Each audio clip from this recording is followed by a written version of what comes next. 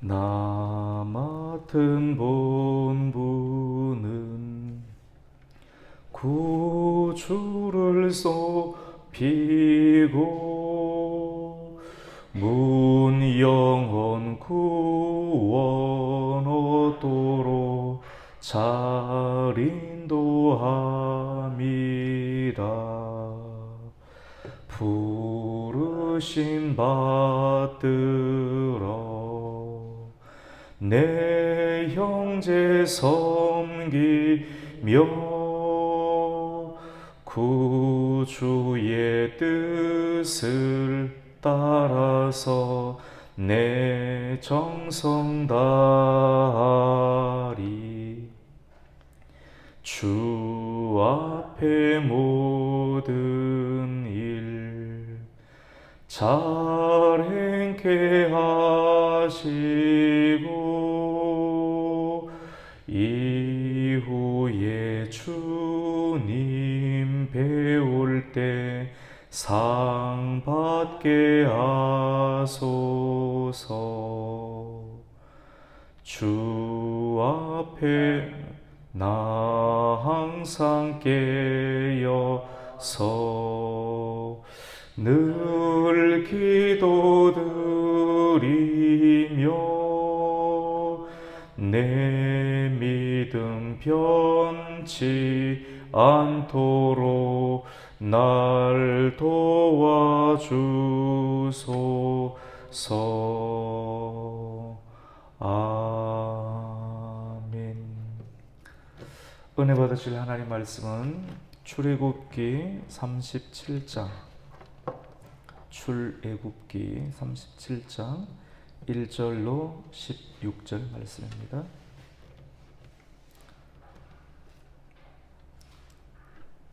제가 1절 읽고 2절 교독하시고 16절 같이 읽겠습니다.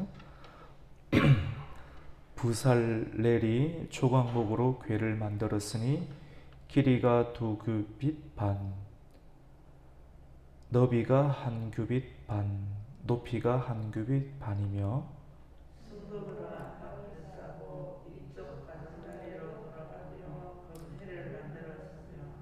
금고리 넷을 부어 만들어 네 발에 달았으니 곧 이쪽에 2고리요 저쪽에 2고리며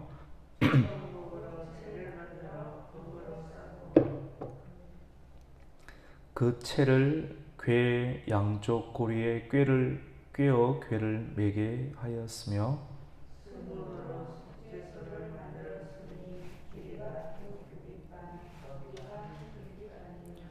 금으로 그룹 둘을 속죄소 양쪽에 쳐서 만들었으되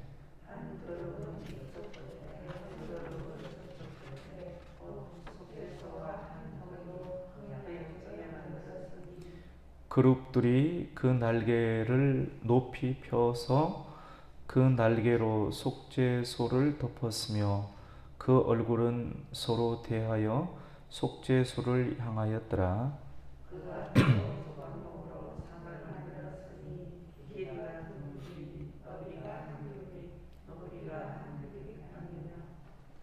순금으로 사고 위쪽 가장자리로 돌아가며 금태를 둘렀으며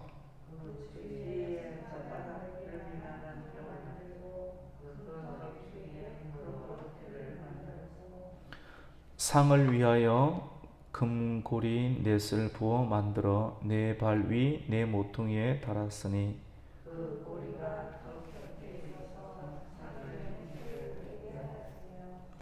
또 조각목으로 상멜체를 만들어 금으로 샀으며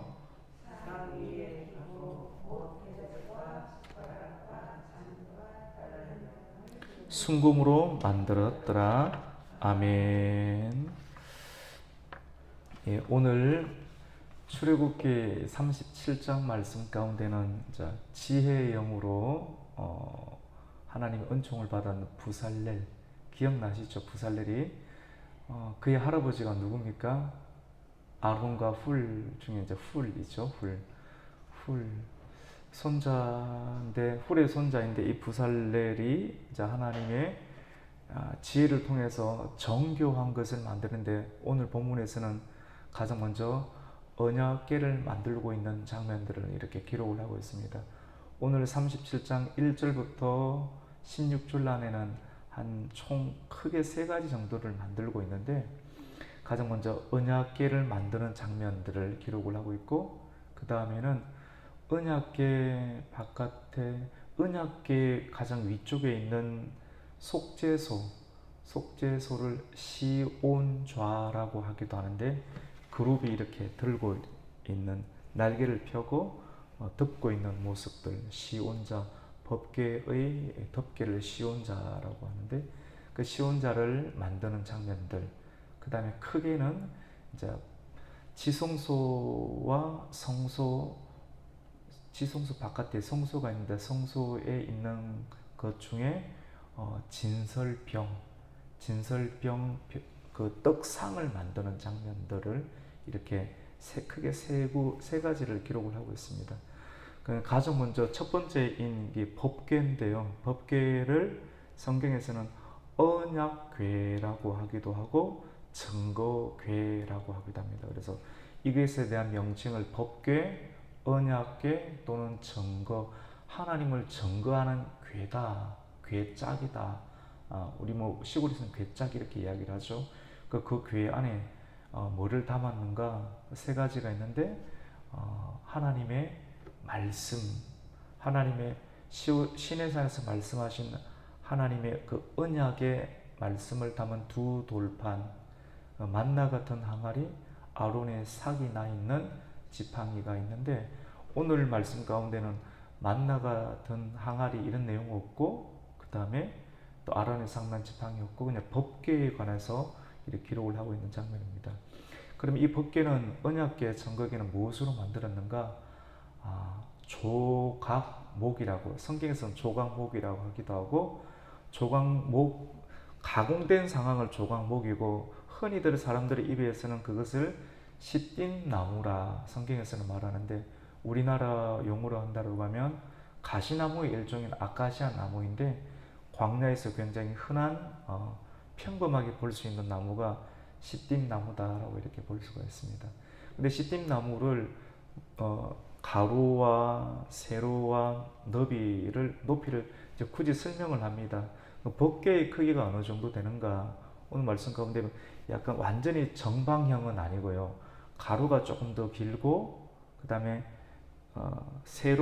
세로와 높이는 똑같은 형태인데 오늘 성경에 보면 가로의 길이가 2규빗 반, 한 규빗이 여러분 얼마인가요? 45cm니까 2규빗이면 90cm. 그러니까 2규빗 반이면 약 한 1.2m 정도. 그 다음에 너비가 한 규빗 반, 높이가 한 규빗 반, 가로가 한 1.2m, 세로가 한 80cm 정도, 또 높이도 한 80cm 정도 되는 크기가 한 이 정도 되겠죠, 맞죠? 앞 강대상에 있는 크기 정도의 궤가 법궤 정도 크기다라고 이렇게 보시면 됩니다.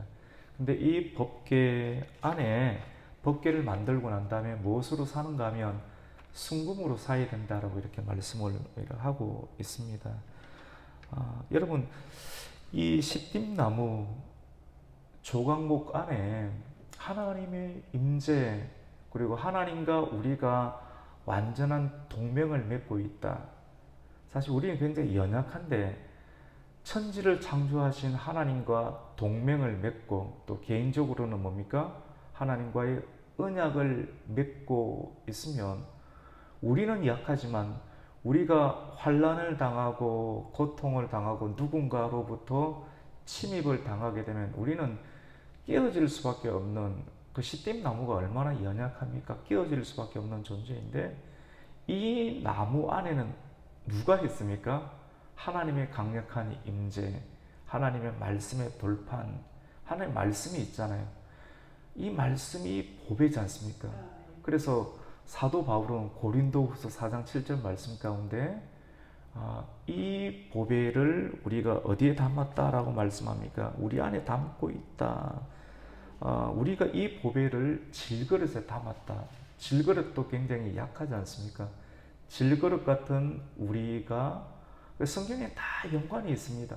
질그릇 같은 우리가 보배를 담고 있다 라고 말씀을 하는데, 이 보배는 바로 하나님의 언약이고 말씀이죠.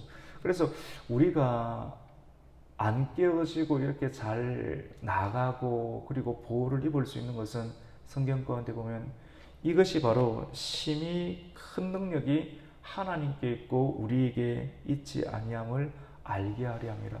우리가 늘 깨달아 알고 있어야 되는데, 우리가 어제도 하루를 살아낼 수 있었지 않습니까? 그 무거운 떼약볕 아래서 뜨거운 떼약볕과 같은 삶의 환경 가운데서도 우리가 하루를 버텨내고 또 살아낼 수 있었던 것은 이것이 은혜요 능력인데, 이 능력이 우리에게 있지 아니하고 이 심히 큰 능력이 누구에게 있습니까? 하나님께 있음을 알게 하려 함이다 라고 고린도후서 4장 7절 말씀은 고백하죠. 이 말씀과 또 신약을 연관을 한다라고 하면 이 시띠나무와 같은 흔하디 흔한 우리가 무슨 능력이 있습니까? 근데 우리가 광야와 같은 인생길을 버텨내고 은혜로 또 오늘 또 달려갈 수 있고, 어제도 함께 하신 하나님이 오늘 또 함께 하신다는 믿음이 우리에게 있기 때문에 오늘 또 우리가 견딜 수 있는 줄로 믿습니다. 이 떳떳하게 나아갈 수 있는데, 이것이 바로 하나님의 은혜라고 볼 수가 있죠. 그래서 성령이 함께 하신다, 하나님의 말씀이 함께 하신다, 주의 언약이 우리와 함께 하신다, 그것이 임마누엘의 은혜잖아요. 이것으로 우리가 이 믿음으로 말미암아 살아갈 수 있죠. 성도가, 우리는 조각목과 같은 인생, 법궤를 만드는 아카시아 나무와 같은 흔하디 흔한 인생, 특별한 사람 아무도 없습니다. 근데 이 흔하디 흔한 인생 안에 뭘 담았습니까? 하나님의 말씀을 담았죠. 우리가 오늘 성경에 보면 하나님 말씀을 담았습니다. 담았는데 이 말씀으로 이게 광야를 버텨내고 가나안 땅까지 들어가야 돼요. 광야도 이겨내고 가나안 땅은 더 강력합니다. 우상 숭배가 심하고 거짓말이 심하고 우리를 무너뜨릴 수 있는 그런 강력한 것들이 많은 세상인데, 무엇을 붙잡고 가야 되면 언약의 말씀을 붙잡고 가야 되는데, 언약의 말씀을 붙잡고 가는 사람들의 모습을 하나님의 지혜의 영을 받았던 부살렐이 하나님으로부터 어떻게 설계를 받았느냐 하면, 이 아카시아 나무 상태가 정금으로 입혀라, 순금으로 입혀라 라고 말씀을 합니다. 여러분, 순도가 100%인 정금, 이 순도가 높은 철저한 정금으로 연약한 우리의 몸을 입힐 때 하나님의 말씀이 어떻게 됩니까? 효력을 발휘하게 되겠죠. 연약하지만 또 말씀을 붙잡고 나아가면 어떻게 됩니까? 효력을 발생하게 되겠죠. 성경에서는 그걸 구약적인 언어로 너비가 2규빗 반, 너비가 1규빗 반, 높이가 1규빗 반으로 조각목으로 궤를 만들고 그 위에 안과 밖으로 사람의 겉모습도 번지리한데, 알고 나니까 알면서 속이 없네. 속이 텅텅 비었네. 매력이 없으니까 아유, 니하고는 교제 못하겠다. 근데 교제를 하면 할수록 똑같은 거예요. 지속적인 거예요. 그거는 속이 순금으로 만들어진대. 그 순금, 성경에서 말하는 순금과 정금은 뭡니까? 믿음이죠. 그래서 조각목과 같은 우리가 하나님의 말씀을 붙잡고 가면 믿음이 만들어지는 줄 믿습니다. 로마서 10장 17절 말씀 가운데 믿음은 무엇으로 말미암습니까? 들음으로 말미암는데, 그 들음은 바로 그리스도의 말씀으로 말미암나니라고 로마서 10장 17절에 기록하고 고백하고 있습니다. 그 내용이 구약에서는 어떻게 또 설명을 하고 있는가 하면 오늘 2절 말씀으로 설명하고 있습니다. 우리 2절을 한번 읽습니다. 시작. 순금으로 안팎을 사고 위쪽 가장자리로 돌아가며 금태를 만들었으며, 순금으로 안팎이 믿음으로, 정금과 같은 믿음으로 우리 조각목과 같은 인생이 하나님 말씀을 딱 붙잡으면 믿음이 만들어지는 줄로 믿습니다. 성도는 믿음으로 살아야 됩니다.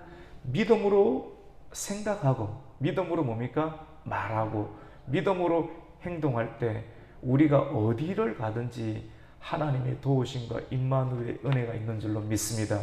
이거 빼버리면 아무것도 아닙니다. 믿음 없이 이야기를 하면 매력이 떨어져요. 이 세상의 매력이 아니죠. 성도의 고결한 믿음. 그것은 하나님의 말씀을 붙잡는 거예요. 그 말씀을 가까이 할 때 얼굴에 광채가 나고 그 생각 가운데 순도 높은 하나님의 생각이 있고 그것이 이슬과 같은 언어로 만들어질 때 사람을 살리고 축복하는 언어가 만들어지게 되는 줄로 믿습니다. 이 내용이 이 안에 있는 겁니다. 그래서 근데 오늘 이제 1절과 또 2절 가운데 순금으로 법궤를 만들고, 그럼 법궤를 가만히 두면 어떻게 되겠습니까? 하나님 말씀은 활동하는 하나님의 나라인데, 마가복음처럼. 그리고 이 세상 가운데 들어가야 되는데, 또 옮겨야 되는데, 옮길 때 말씀을 어떻게 옮기는가? 하나님의 임재가 있는 이 성막 안에 있는, 지성소 안에 있는 이 법궤를 어떻게 옮기는가? 내 힘으로 옮기는가? 죽습니다. 하나님의 법을 따라야 된다는 것이 딱딱한데, 딱딱한 말씀은 하나님의 강력한 터치와 은혜를 받아서 성경을 알면서 들어가 보면 딱딱한 것을 두려워하지 않습니다. 그걸 받아들인다는 것, 사람이 말씀을 계속 듣고 믿음으로 하나님의 법대로 움직이게 되는데, 하나님의 말씀이 뭐라고 하는가 하면, 법궤의 네 가루가 있고 또 왼쪽에 있는데 그 상단 부분에, 모서리 부분에 고리를 만들어서 고리 안에 뭐를 집어넣는가 하면 또 조각목, 흔하디 흔한 조각목으로 채를 만들어요. 채. 가느다란 그 채. 꽃갱이 채처럼, 밀대 채처럼 채를 만들어서 그 채를 또 순금으로 사라고 합니다. 순금으로 사서 그 고리 안에 집어넣어서 제사장이 그 어깨에 메고 갈 수 있도록 하나님의 말씀을 어깨에 메야 돼. 수고하고 무거운 짐을 지는데 세상 짐이 아닌 하나님의 말씀을 우리가 치고, 은혜의 제사장이 치고 갈 때 우리는 통과할 수 있게 되는데, 그 내용을 3절과 4절에 기록을 하고 있습니다. 우리 3절을 읽습니다. 금고리 넷을 부어 만들어 내 발에 달았으니 곧 이쪽에는 두 고리요 저쪽에 두 고리요 조각목으로 채를 만들어 금으로 사고. 5절도 있습니다. 그 채를 궤 양쪽 고리에 꿰어 궤를 매게 하여. 다 기록해놨어요. 하나님께서 일러주지 않은 것이 하나도 없는데 사람이 빼먹고 말씀 없이 가면 걸려는 거예요. 주의 말씀은 내 발의 등이요 내 길이 뭡니까? 빛이라고 했는데, 이것 없이 우리가 그냥 진행해 나가면 일은 되는데 다 빠지는 겁니다. 다 움푹움푹 빠져버리고 넘어져 버리고 깨어져 버리게 되는데, 말씀 없이 가는 것은 인생이 뭔가를 하긴 하지만 아무것도 아니게 되겠죠. 그래서 이 말씀 없이 다윗이 언약궤 옮기다가 오르막 올라가다가 넘어지니까, 사람이 그 손대니까 좀 말씀 없이 함부로 손대지 말라는 기초를, 나라의 기초를 세울 때, 교회의 기초를 세울 때, 우리가 은혜의 기초를 세울 때 우리의 감정, 이렇게 감정은 다 있는데 감정과 인정과 사정이 아닌 하나님 말씀의 법으로 교회가 만들어질 때 든든히 세워져 가는 줄로 믿습니다. 말씀 가지고 옮겨갈 때 오르막이 있습니다. 내리막이 있는데 말씀이 쭉 흐르는 것 같아요. 이거 내가 잡아야 되겠다. 죽습니다. 말씀 가지고 항상 평탄하지 않습니다. 오르막도 올라가고 내리막도 내려가는, 우리 눈에도 미끄러지는 것처럼 보이고 말씀이 떠나가는 것처럼 보이는 그 상황 가운데서도 우리가 하나님의 법을 붙잡아야 되죠. 예수님 당시에도 말씀이 육신이 되신 예수님께서 이제 예수님을 좀 알아보고, 예수님이 십자가 생활 주고 하나님 나라로 떠나가려고 하니까 섭섭하고 힘들지 않습니까? 근데 예수님이 요한복음 말씀 가운데 내가 너희를 떠나가는 것이 너희에게 뭐가 됩니까? 유익이 된다. 근데 그 말씀의 깊이가 말씀을 통해서 안 깨달으면 절대 깨달을 수가 없어요. 주님께서 오신 이유가 십자가에 못 박히시고 피를 흘려주시고 그리고 살아나시고 그리고 하늘로까지 성전하셔야지만이 뭐가 완성이 됩니까? 하나님의 의가 완성이 돼요. 의. 하나님이 예수님이 떠나가셔야지만이 의가 완성이 되어야지만이 사람들이 예수님을 믿고 움직이는 일들 가운데 뭐가 됩니까? 하나님의 효력이 발생한, 우리가 기도해도 하나님 효력이 발생해야 되는데, 우리가 예수님 올라가시고 진리의 성령님이 오시는 그때, 성령님 오셨다는 그 자체만으로도 예수님께서 이를 완벽하게 행하셨다. 그러니까 예수님의 이름 이외에, 예수 그리스도의 의 이외에 사람의 공로를 더하려고 하는 그 시도가 그렇게 악하다는 것이 이전에는 몰랐는데, 아이고 너무 딱딱하네, 교리적인 이래 알았는데 그게 전혀 아닌 거예요. 너무너무 온전하고 완벽하다는 것을 알 때, 내 것을 빼낼 수 있는 거예요. 나의 섭섭함, 내 의, 내 공로를 빼내고 완벽하게 하나님의 것만 가지고 나아갈 때 그 사람과 함께 하신 임마누엘의 은혜가 나타나게 되는 것입니다. 여러분, 금은 믿음인 줄로 믿습니다. 순금과 같은 인생, 순금과 같은 인생, 깨끗하고 100% 정금과 같은 그 믿음이 우리에게는 필요합니다. 오늘 또 말씀 가운데 보면 이 5절까지 이 채를 양쪽 고리에 매어서 궤를 옮겨가는 내용이 있고, 6절에는 속죄소를 만들려고 하는데, 속죄소도 금으로 만들려고 해요. 우리 한번 볼까요, 같이? 우리 6절 말씀 읽습니다. 시작. 순금으로 속죄소를 만들었으니 길이가 2규빗 반, 너비가 1규빗 반이며. 근데 한번 보세요. 나머지는 다 이렇게 조각목으로 만든 다음에 금을 입혔는데, 이 속죄소는 가장 중요한 부분이거든요. 속죄소는 아까도 설명을 드렸던, 계속 반복하면 나중에 이제 몸이 붓습니다. 입에도 붓고. 그러면 그게 이제 하나님의 살아있는 지식이 되고, 살아있는 지식, 믿음은 지식이거든요. 믿음은 지식. 그래서 베드로후서 1장 4절에서 7절 말씀 가운데 신의 성품에 참여하는 자, 하나님의 성품에 참여하는 자는 가장 먼저 말씀을 듣고 믿음이 만들어지죠. 믿음이 계속해서 만들어지죠. 믿음이 성숙하면 믿음의 덕이 생깁니다. 처음에 교회 신앙생활하면 믿음이 있으면 좀 거칠잖아요. 이렇게 가야 된다고 하고. 근데 맞기를 맞는데 주변에 사람이 없어요. 거치니까. 그래서 언어를 만들어야 돼요. 언어를 자꾸 다듬어요. 정교하게.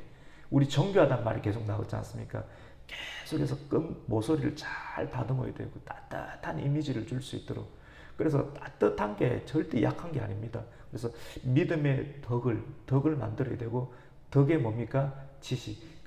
덕이 계속 쌓이면 처음에는 사람이 부드러우니까 사람들이 함부로 하는데, 가까이 가면 함부로 할 만한 대상이 아니거든요. 그러니까 지식이 있는 겁니다. 그래서 사람이 그럼 지식이 있을 때 교만하면 안 되니까,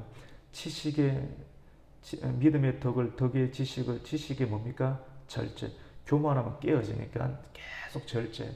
절제하다 보면 인내가 되고 만들어지고, 경건이 만들어지고, 궁극적으로 하나님의 완전한 정금 같은 사랑이 드러나게 되는데, 오늘 말씀 가운데 보면 이 순금으로 속죄소를 만들었는데, 속죄소는 시온좌, 같이 해봅시다. 시온좌. 저 멀리 배는 시온성. 시온이란 말이 굉장히 많이 나오죠. 그 시온이 어디서 나오는가 하면 예루살렘 성전이 있는 그 산을 시온산이라고 그럽니다. 그래서 성경에도 나중에 천국이 내려오는데, 새 예루살렘 성이 내려오는데, 그것이 뭐 시온산 뭐 이런 말이 계속 많이 왔다 갔다 하는데, 그 복음성 같은 나오는 그 시온산의 내용이 하나님의 성전을 품고 있는 산 이름을 시온산이라고 그러죠. 그런데 그 시온좌, 하나님의 보좌와 같은 시온자. 근데 그 시온자를 어떻게 만들어요? 속죄소는 은혜의 덮개라는 말입니다. 은혜의 덮개. 하나님의 얼굴이 임하는 그 덮개인데, 그 속죄소를 만드는데 2규빗 반, 너비가 1규빗. 그리고 17절에 보면 금으로 그룹 둘을 만듭니다. 우리 7절, 8절 한번 읽습니다. 시작. 금으로 그룹 둘을 속죄소 양쪽에 쳐서 만들었으되, 한 그룹은 이쪽 끝에, 한 그룹은 저쪽 끝에, 곧 속죄소와 한 덩이로 그 양쪽에 만들었으니. 그러니까 길이가 나왔고 그 위에 그룹들인데 한쪽은 이쪽에 천사가 있고 이쪽에도 천사가 있고 뭐로 만들어라 합니까? 이거는 순금으로 쳐서 만들어. 정교하게 쳐서. 금을 다루려고 하면, 믿음을 다루려고 하는 부살렐 정도가 되면 성령이 있어야 됩니다. 성령으로 사람을 다루어야 되지, 그냥 막 쳐서 하면, 일륜으로 쳐면 교회 사람 다 떠나가겠죠. 그래서 사람을 다룰 수 있는 사람은 성령의 은혜를 받아서 믿음으로 쳐서 이렇게 다룰 수 있는 그런 지혜가 우리에게는 굉장히 필요합니다. 하나님의 지혜 없이 사람 다루면 사람 교만해지고 사람 희한하게 만들게 되겠죠. 이단들을 다 그렇게 하지 않습니까? 그래서 성령을 받아서 한 영혼이 정말로 하나님의 자녀고 뭔가를 가르치더라도 내가 높고 네가 낮다 이런 개념으로 응건해주면 사람을 쪼이면 큰일 나겠죠. 우리를 쪼여낼 수 있는 것은 오직 예수님만이 되어야 할 줄로 믿습니다. 그 예수님이 쪼이면 우리는 편안합니다. 우리를 이끌고 쳐서 복종시킬수록 더 평안하고 더 은혜가 넘치는 것. 내 모습은 없어지고 주님만 드러날 수 있도록 할 때 교회도 되고 가정도 되고 나라도 될 줄로 믿습니다. 근데 이 그룹들을 날개를 펴는데 날개가 있죠. 날개는 하나님의 보호하심이죠. 근데 그 속죄소 위에 이 시온 좌 똑같은 말입니다. 그 다음에 속죄소 똑같은 말인데 덮는 거예요. 은혜로 덮는 거거든요. 날개로. 그 위에 아론 대제사장이 들어가서 이스라엘 백성들이 모든 속죄의 피를 뿌리게 되는 거거든요. 그래서 성경에 보면 내가 속죄소에서 시온자에서 내가 이스라엘을 만나리라 말씀을 합니다. 우리가 회개를 할 때 궁극적으로 히브리서 말씀 가운데서도 대제사장보다 더 크신 예수님의 속죄의 은혜를 말하는데, 그래서 예수님의 은혜를 입고 있는 사람들, 피 뿌림을 받은 사람들, 그래서 표면적으로 이런 걸 강하게 믿는 패턴들의 교단에서는 피를 뿌린다 막 이런 단어를 쓰는데 막 다 똑같습니다. 우린 장로교에서는 조금 경건한 형태를 취하기 때문에 주님의 보혈을 은혜의 대속에 힘입어 이런 단어를 쓰고, 약간 오순절이나 약간 감리 계통에서 막 기도하는 사람, 센 사람 막 피를 뿌린다라고 하는데 형태는 다 똑같습니다. 예수 뭐 이란다고 예수님 오시고 예수님 오신다고 전혀 다를 바고, 입모양이나 뭐 센 발음을 집어넣는다고 예수님 강하게 오시는 것도 아니고, 중요한 것은 그 내면 안에 만들어진 믿음의 크기, 주님을 강렬하게 원하는 마음을 가지고 나아갈 때 하나님 은혜가 임하는 것이죠. 교단의 형태도 그렇게 보시면 됩니다. 그래서 속죄소가 만들어지고 그 위에 하나님의 은혜가 나타나게 되는 것이죠. 그리고 10절부터는 뭐가 만들어지는가 하면 상을 만듭니다. 상인데 이 상은 지성소 안이 아닌, 이제 지성소 끝났지 않습니까? 부살렐이 지성소 다 만들었고 이제는 지성소 바깥에 있는 성소 안에 있는 이스라엘 지파가 12지파인데 12지파를 상징하는 떡을 12개를 올리는데 한쪽에는 6개, 한쪽에는 6개. 그래서 총 12개의 떡을 올릴 수 있는 떡상을 만듭니다. 떡상도 그냥은 못 두니까 채를 만들어 고리를 순금으로 덮인 그런 상을 만드는데 그 내용을 기록을 하는데 우리 10절, 11절 한번 읽습니다.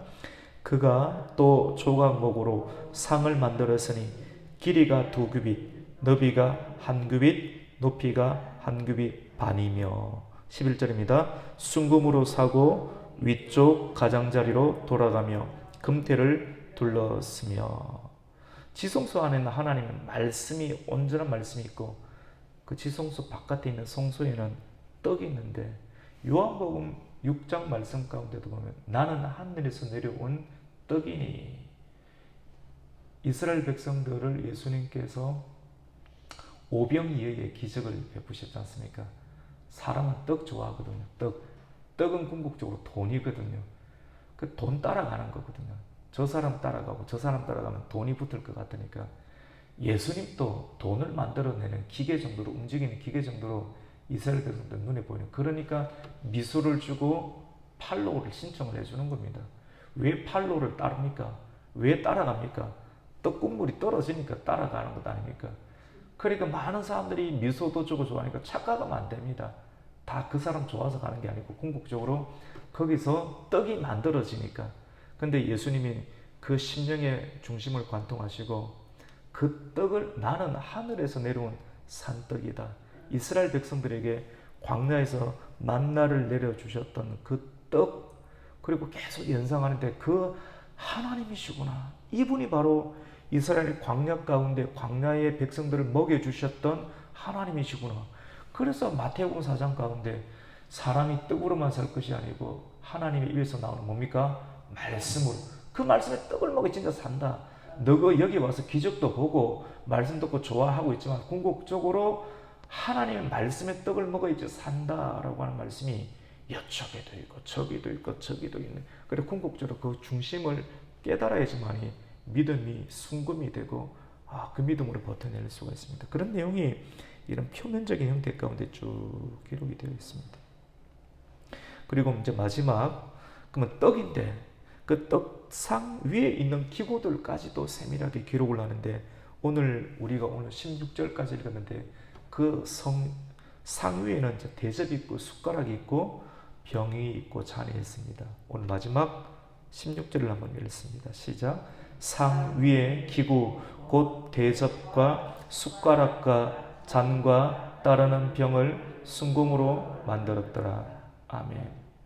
그럼 어제 사모님하고 또 우리 권사님 거제도에서 올라오신 권사님 휴가를 내서 완전히 강행군 합니다. 가만 앉아서 노는 게 아니고 그 새벽부터 해가지고 그 어제도 한 12시 가까이까지 다 하셨어요. 11시 반까지 다 하시고 낮에는 교회 그 주방에 있는 거 개척교회니까 와서 감동 주니까 돈도 셀이 부어버리고 경상도 말로 몸도 붓고 이런 말 하지 마라 하는데 그 사모님 와가지고 주방 기구를 다 들이놨습니다. 그 숟가락 접시 이거 저거 오늘도 또 엄청 해야 될 것 같아요. 그걸 계속 하시던데 근데 오늘 성경 말씀 가운데 보면 대접과 숟가락 상위에 기구가 있는데 대접은 떡을 한쪽에 두 줄을 놓지 않습니까? 그 한쪽에 떡을 놓을 때 그냥 못 놓고 우리도 하얀 밥그릇 넓은 그 위에 밥을 이렇게 받아서 먹는 것처럼 이 대접인데 대접 두 개가 바로 진설병을 놓는 대접이거든요. 그 대접. 그러니까 떡이 이제 말씀 들으면서 쭉 설명 다 들으면서 머릿속에 다 들어갑니다. 그리고 떡이구나. 가장 중요한 떡이구나. 떡을 담는 대접이구나. 그 다음에 숟가락은 그 냄비라고 보시면 됩니다. 냄비를 보시면 되는데 그 위에 이제 향유를 두는 냄비입니다. 향. 사람이 말씀을 가까이 하면 사람이 향이 나요. 향. 그냥 그런 향수가 아니라 말씀으로 인해서 영이 깨끗해지는 하나님과 가까이 하고 있는 그런 향. 그래서 영성이 깊었던 사도 바울은 그리스도의 향기 이런 말을 쓰거든요. 말씀이 깊은 사람들의 말에는 다 그게 진짜 영적인 그 본질이 포함이 되어 있습니다. 그래서 숟가락은 그 위에 향을 담는 그릇이다라고 보면 되고 그 다음에 잔. 우리 한번 16절 더 읽어볼까요? 같이 읽습니다. 시작. 상 위에 기구 곧 대접과 숟가락과 잔과 따르는 병을 순금으로 만들었더라. 그 잔은 뭐냐면 그 포도주를 위한 기구입니다. 그리고 병도 포도주를 위한 기구. 그리고 이것을 뭘로 만들었습니까? 순금으로. 그러니까 그 떡상 위에 있는 기구들이 대접과 숟가락과 잔과 병인데 한쪽은 뭡니까? 떡이고요. 한쪽은 뭡니까? 포도주죠. 우리 예수님께서도 성찬을 하실 때 떡을 떼면서 이것은 뭡니까? 내 몸이니. 그다음 포도주를 나누면서 이것은 나의 뭡니까? 피니. 육신의 생각 갖고 있는 사람은 저게 무슨 소리고 예수님 시를 쓰나 이런 생각하지만 떡과 포도주를 통해서 예수 그리스도의 몸과 또 피 헌신, 생명을 바쳐서 피를 뿌려주시면서 우리를 살리신, 그리고 우리를 자기 몸을 떼어주시면서 먹이신. 그래서 우리가 이 세상 가운데서도 이 은혜를 믿음으로 받아들여서 날마다 떡과 포도주를 베풀어 주시는 하나님의 은혜에 늘 감격이 되어서 주의 말씀과 그리스도의 대속의 은혜로 우리가 살아갈 때 오늘 출애굽기 37장 주시는 하나님의 말씀을 통해서 오늘날 또 그리스도의 떡으로 또 그리스도의 피로 대속함의 은혜를 입고 우리가 살아갈 수 있는 저와 여러분 되시기를 예수님의 이름으로 축원합니다. 아멘. 기도하겠습니다. 하나님 감사를 드립니다. 오늘 이 아침도 복된 날을 허락하여 주셨고 우리 원주 가곡교회 귀한 성도님들과 하나님의 말씀을 펴고 열 때마다 하나님의 은혜를 주시고 그 말씀을 믿음으로 잘 소화를 시켜서 우리의 심령 곳곳에 넣을 때 뼈가 원래의 자리를 찾아가고 다시 힘줄이 돋아나고 하나님의 말씀의 생기가 우리 안에 들어옴으로 말미암아 나약했던 우리가 하나님의 거룩한 군사가 되는 줄로 믿습니다. 이 모진 세상 가운데 거룩한 하나님의 말씀의 병기를 든 군사로서 죄와 싸워 이기며 하나님 이 모진 세상과 싸워 이겨서 하나님의 이름을 높이며 이 세상을 하나님의 말씀으로 축복할 수 있는 신실한 하나님의 군사들이 되게 하여 주시옵소서. 예수님의 이름으로 기도드립니다. 아멘.